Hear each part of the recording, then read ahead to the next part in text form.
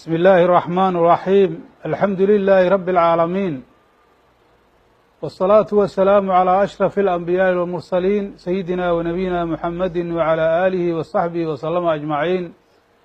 قال الله تعالى في كتابه العزيز: يا أيها الناس إنا خلقناكم من ذكر وأنثى وجعلناكم شعوبا وقبائل لتعارفوا إن أكرمكم عند الله أتقاكم إن الله عليم خبير. صدق الله العظيم. walaalayaal dadka muslimiinta oo soomaaliyeed oo caalamka ku nool meel kastoo joogaan, waxaan idinku salaamayaa salaamta islaamka: assalaamu calaykum waraxmat ullaahi wabarakaatuh. wa bacda salaam, waxaa weeye adduunyadan mar walba waxaa yimaada waxyaaba xawaadis aha yimaada, arrimo badan oo dalkan soomaaliya horena waa uga dhici jireen, laakiin waxyaabo badan oo ziyaadaad ah ay jiraan, taasoo loo aaneynaayo in dadkii wax taxakuma aysan lahaynin oo maaragtay wixii shareecada islaamka aan maaragtay la keenayn cid kasta oo dembi gasha.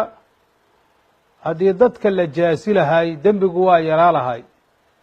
ilaahay subxaanahu wa tacaala waa tou dhahay: walakum fi lqisaasi xayaatun yaa ulil albaabi lacalakum tattaquun. dadka muslimiinta ahow qisaaska in qofkii wax dila loo dilo, oo qofkii daraf gooye loo gooyo, oo qof walba wixii ou gala lagu jaasiyo, nolol ayaa idinkugu sugan ow dhahay ilaahay. laakiin yaa allah subxaanahu wa tacaala warkaasuu yidhi: yaa ulil albaabi ow dhah ilaahay, dadka caqliga lahow. marka dadku hadday shareecada ay ka baxaan ama ay ku dhaqankeeda ay ka tagaan, waxay noqonayaan xayawaankaoo kale ayay noqonayaan.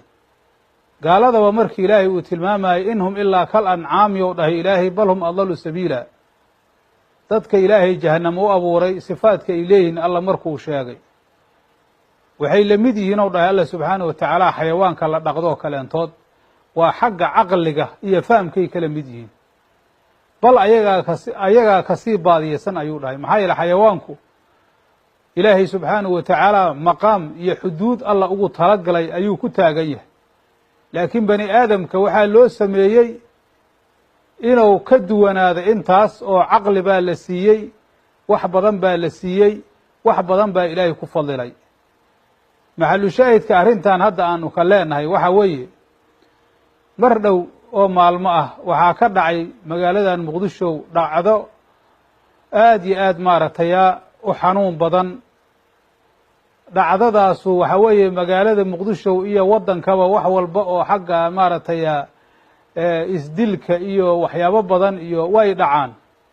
soomaaliduna waxaa weeye dhaqankeedu hore ayuu wuxuu u ahay inay maaragtay qabiil isu dilaan, oy wax kasta ay sameeyaan, oo maaragtay xaalado badan ay sameeyaan. laakiin xaaladan hadda maaragtay isir sooca la yidhaahdo, oo soomaaliduna weligeed ay ku soo dhaqmi jirtay, taasuna waxaa weeye ay ka mid tahay min wasfi aljaahiliya, sida nabigeena calayhi salaatu wasalaam uu ku tilmaamay.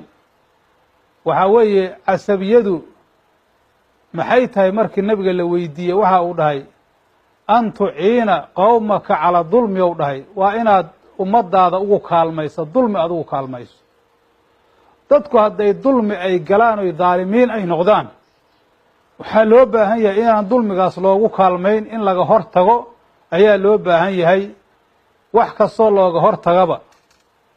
meeshan waxa weeye waxyaabahaas munkaraadka ah, munkarku waa uu fara badan yahay. laakiin rasuulkeena calayhi salaatu wasalaam qaabka looga hortegayo munkarka 3 darajo ayuu ka dhigay. xadiiskii maaragtay imaam muslim uu wariyey iyo kutubta kale, waxa uu dhaha rasuulku calayhi salaatu wasalaam: man ra'aa minkum munkaran falyugayirhu biyadih, fain lam yastadic fa bilisaanihi, fain lam yastadic fa biqalbihi, wadalika adcafu aliimaan. qofka adinka idinka mid ah, adinka marka la leeyahay waa dadkeena muslimiinta oo iimaanka sheeganaya, markaa iimaankeenna ku run sheegayo, gacantiisa ha ku bedelo oo xoog ha uga hor tago ayuu dhahay rasuulku calayhi salatu wasalaam. taas marka waxay ku tusaysaa in bani aadamku munkar uu la imaanayo, qaar ayaga ka mida in loogaga baahan yahay munkarkaas inay ka hor tagaan oy daafacaan, haddii kaleentood ay arladu fasahaadayso. marka difaaca koobaad waxaa weeye in markaasi waxaa weeye yadda lagu suuliyo shay baadila haddii uu yahay oo xoog loola tago. haddaadan karayno u dhahay rasuulku calayhi salaatu wasalaam, oo qofku uu awoodi waayo inuu gacanta uga hor tago, lisaanka ha ka sheego u dhahay, lisaanka oo waxaas waa baadil ha yidhaahdo, si maaragtay dimadiisa ama naftiisa uu beri yeelo. waaba awoodi waayo haddana fa in lam yastacdif fa biqalbihi ow dha rasuulku, hadduu taas awoodi waayo qalbiga ha ka bedelo oo qalbiga ha ka nacow dhah. wadalika adcafu aliimaan, iimaanka darajaadkiisa midda uu liidatana taas waaye. macnaha waxaa laga wadaa riwaayad kale siday ahaaday, laysa waraa'a dalika min aliimaani misqaalu xabati khardalin ow dhah rasuulku calayhi salatu wasalaam. haddii waxaa weeye saddexdaas derajo la waayo, wax iimaan ahoo ka dambeeya geedka khardalka oo sisinta kasii yar oo maaragtay dhulka baadiyaha ka baxa, iimaan intaas qofkaasu ma lahow dhah. marka munkarkaas dhacaaya qofkii iimaan ku jiro, qofkii awood u leh, weliba culummada ahlulcilmiga ah oo muxadisiinta mar bacdigood waxay ku fasireen gacanta ha lagu suuliyo waxaa laga rabaa xukuumadda iyo markaasi maaragtay dadka ru'asada ah oo saldanada iska leh meel kastoy joogaan ayaa loo baahan yahay gacanta inay ku suuliyaan, ilaa ayagaa awood u leh arrintaas. fa bilisaanihidana waxaa weeye waa culummaday yidhaahdeen, maxaa yeeley culummadu shaygii baadilkaahi ayagaa garanaya, waa inay ummadda u sheegaan. fa biqalbihi mid ahna waa dadka caamadaa, waa dadka caamadaa, isagana wax kale haddoo waayo shaygaas waa inuu qalbiga ka nacaa. intaas haddii nala ka waayo wax iimaan hoo jira ma jirto. haddii ay dhacdo in dad annaga naga mida waxyaabahaas ay ku farxaan ama ay la raayaan, ilaahay waa ka warqabyaa qofkaasu iimaanka bannaanka uu ka yaalaa. iimaanka qofkii bannaanka ka tagana fahuwa min ahli naari weye, naarta ahalkeeduu ka mid yahay. soomaalidu marka ha ogaato munkarka inuu nin laga tago amar waajib ahoo farlucayna inay tahay, oo maaragtay ilaahay rasuulkiisa ka yimid inay tahay. dadkan bani aadamkaa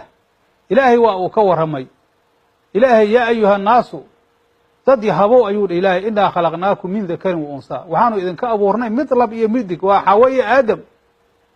bani aadamku meel kale kama imaanin, ama ha caddaado ama ha madoobaado ama dad waxa ku sheegaano ama ha iska dhaafaano. xawaye aadam ayaa lagu abtirsanayaa. wajacalnaakum shucuuban wa qabaa'ila, ilaahay dadki waa badiyey. xawaye aadam daday sii dhaleen, daday sii dhaleen, caalamku waa soo tarmayay intaas. shucuub ayaan idinka yeelnow dha ilaahay iyo qabaa'il. shacabku waxaa weeye aclaa dabaqaati nasabaa la yidhahda. nasabkuna soomaalidu nasab waxay u yaqaaniin wax iyagu samaysteen. nasabku abtirsiimada weeye. qofka hebel hebel hebel hebel la leeyahay, qofkaasu nasab waaye. laakiin dad waxaad arkaysaa dhahaya qolada noocaasa, dad intaas abtirsiimaa iskala, kuwaasu nasab maahan dhahaya. waa dadaan carabiyadana aan ka sayn, diintana waxba aanan ka kasayn, ee jahli ku nool, hadhowna ku naargelaya. marka wa qabaa'ila, qabaa'isha iyadana markaasi nasabka waxay ku xigtaa caalamka dadka jooga dhan shucuub waaye. qabaa'ishuna markaasi waxa weeye waa markaa dadka intay usii qaybsamaan, hataa axaadiisa afkhaad jilib jilib ilaa laga tago. laakiin maxaa laydinkaga abuuray? ma hiya alxikma? litacaarafuu ayuu dha ilaahay, inaad is aqoonsatiin. liyacrifa bacdukum bacdan, barkiin barka kale inuu aqoonsado. ninkaanu ninka qaraabadiisa si oo uga guta xuquuqdii qaraabada. waalidka maaragtay haddii laga soo tago xawaashiyaad leedahay, qaraabada adeer baad abtiyaad leedahay, eedaad leedahay, habaryaraad leedahay, wax kastaad leedahay. tacaaruf weeye markaas. tacaarufkuna waxaa loo baahan yahay in dadka xuquuqdii ay kugu lahay aad ka gudato, oo de silaturaximkii waajibka ahay. laa litafaakharuu biculuwi nasabi, tafiisha tafaasiirta sidaas laftirkeeda ugu taal. waxba hadda aniga adalkaygaa ma aha. ma ahanow ilaahay leeyahy subxaanahu watacaala inaa isugu faantaan nasab sarreeya anaa kaa nasab sarreeya anaa kaa laandheersan anaa kaa fulaansanta dhaqan soomaaliga ah wax aad iyo aad u liita waaye waa dad caqli sakhiifa oo liita ka yimid weeye arrintaasoo gaarsiisay ummaddii inay maanta dunuubta midda ugu waaweyn oo kabaa'irta inay gasho gaarsiisay